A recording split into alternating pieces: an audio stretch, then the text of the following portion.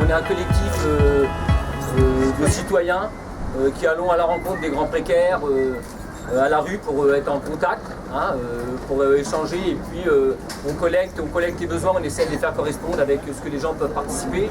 Nous on n'est pas dans les recherches de médias, tout ça, ça nous dérange même un peu aujourd'hui d'être un peu comme ça, on n'aime pas ça, on fuse les reportages, on fuse tout ça. Aujourd'hui on est là pour rendre un hommage à Karim. Karim c'est une personne qui était en grande précarité, sans abri parce qu'effectivement il avait pour toi le garage à vélo qui est à côté. On avait tissé à travers, mais Samira vous racontera, un lien avec lui, qui était un lien de confiance. Moi ce que je voulais repréciser, c'est qu'il y a personne n'est coupable dans ce drame, mais quand même on est un petit peu tous responsables, et nous on se met aussi, même si on essaie d'être un peu moins quand même. Mais bon voilà, on est dans un drame de l'humain. Après, chacun aussi son droit de vouloir participer à des dispositifs ou pas, et donc nous on respecte ça, c'est aussi le respect de la dignité de la personne, elle est là.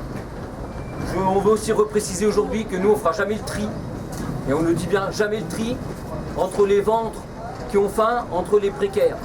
Voilà, nous déjà ça c'est clair. Mais on ne fait pas ce tri là, on le fera jamais tant qu'on sera là et qu'on passera ce message là.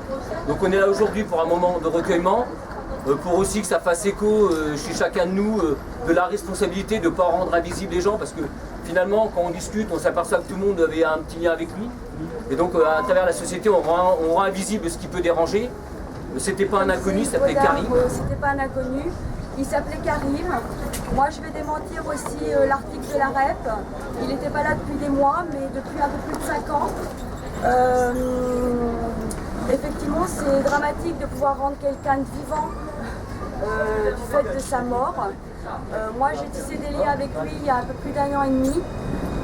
C'est quelqu'un qui était apeuré, quelqu'un qui avait froid. Il faut quand même aussi savoir que c'est pas quelqu'un qui recherchait un logement. Sa maison, c'était la rue. On le répète, on le redit, il faut remettre les éducateurs de rue, de journée comme de nuit, parce que c'est avec le lien, la confiance, voir qu'il était malade et peut-être qu'il aurait accepté des soins et il ne serait pas mort seul dans la rue, mais dans un lit d'hôpital avec des médecins, des infirmiers. Et c'est de là, oui, personne n'est coupable. Nous, en tant que citoyens, on n'est pas coupables. Par contre, on a une part de responsabilité. Quand on voit quelqu'un d'isolé, humainement, on a le droit d'aller le voir, on a le droit d'aller lui dire bonjour, on a le droit de faire un sourire. Et non, on n'est pas responsable, nous, en tant que citoyens, mais oui, les élus, vous êtes responsables. Vous êtes responsables de ce qui se passe dans vos villes. Je suis désolée, quelqu'un qui est là depuis 5 ans, forcément, il a été vu. Il a été vu. Donc remettez des éducateurs de rue. Vous comprenez qu'en 2015, on puisse encore mourir dans la rue? Non, non, je ne comprends pas. Après, il y a les drames de la vie, il y a les drames personnels qui font qu'il y a une dérive, mais honnêtement, je ne peux pas le comprendre. Qu'est-ce qu'il faut faire? Si j'avais, vous savez, si j'avais la recette, je pense qu'on me l'aurait piqué, hein, cette recette. Mais je pense que ce qu'il faut faire, c'est plus de solidarité. C'est arriver, et parfois c'est très très dur, parce que la personne ne veut pas être aidée, et qu'elle est dans sa logique, et qu'il faut respecter en même temps les volontés de chacun. Donc c'est extrêmement compliqué. Maintenant, collectivement, oui, il faut qu'il y ait un réseau qui se forme, pour qu'on soit un réseau d'alerte, pour qu'on soit immédiatement concerné, et puis qu'on essaie quand même de trouver des solutions, même si la personne semble ne pas vouloir de ces solutions.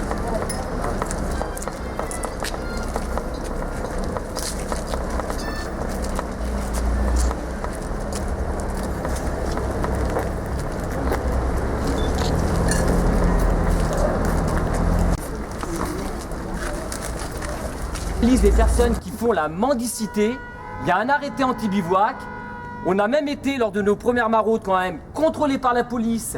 On voulait même mettre des amendes aux gens parce qu'on crée les conditions, en s'arrêtant dans les rues avec nos valises, on crée les conditions du bivouac. Donc la proposition, d'ailleurs j'ai fait moi qu'on fasse un décret de l'empathie.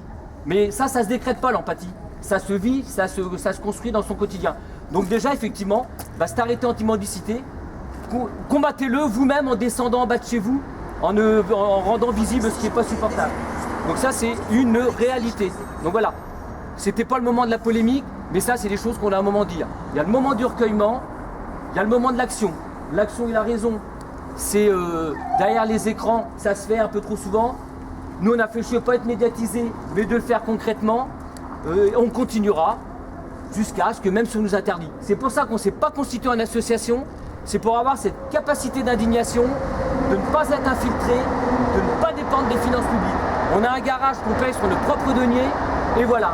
On est constitué, par contre, effectivement, on a une éthique, on est constitué de travailleurs sociaux, mais on est très ouvert, puisque des personnes sont invitées à nous rejoindre dans chaque maraude. On prend la place de aucun dispositif, chacun fait son travail, on vient qu'en complément modestement, on n'a rien. Aujourd'hui, on se retrouve dans la lumière, parce qu'à un moment donné, on connaissait Karim, sinon très modestement. Tous les ans, on fait l'hommage aux morts de la rue depuis 2 ans. On était 5, 6, on s'en fout. Donc voilà, donc on tient à repréciser tout ça. Il n'y a rien à nous mettre dans la lumière. Vous mettez même que c'est qu'un groupe de maraudeurs sans citer les jeudis, nous on s'en fout. Et on a toujours refusé les reportages. On a refusé d'être infiltré par des élus qui voulaient faire des maraudes avant les élections municipales, que ça existe. Donc voilà, nous on veut simplement qu'on nous laisse tranquillement essayer de déployer. Mais quand on alerte les pouvoirs publics, qu'ils puissent s'en servir parce qu'on a des choses à apporter aussi en termes de solutions. Et c'est ensemble, citoyens, qu'on doit le faire.